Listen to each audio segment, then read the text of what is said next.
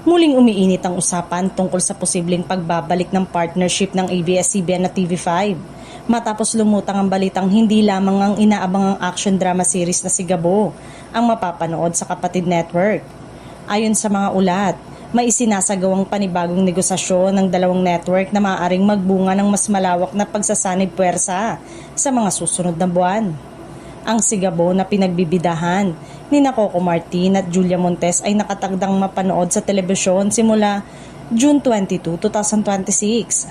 Ito ang unang malaking proyekto ni Coco matapos ang matagumpay na pagtatapos ng seryeng Batang Quiapo. Kaya naman, mataas ang inaasahan ng mga manonood sa bagong programa. Ayon sa source, isa lamang umanong Sigabo sa mga programang muling mapapanood sa TV5.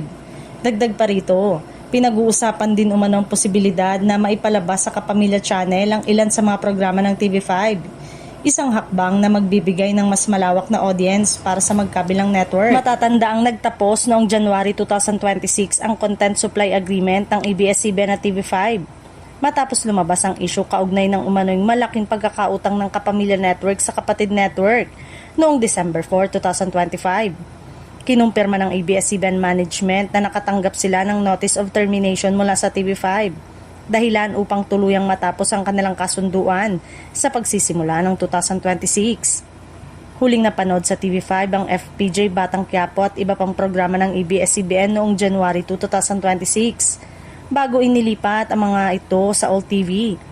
Gayunpaman, tila hindi nagtagal ang paghihiwalay ng dalawang network dahil makalipas lamang ang ilang buwan ay muling lumutang mga balita tungkol sa panibagong kasunduan sa pagitan nila.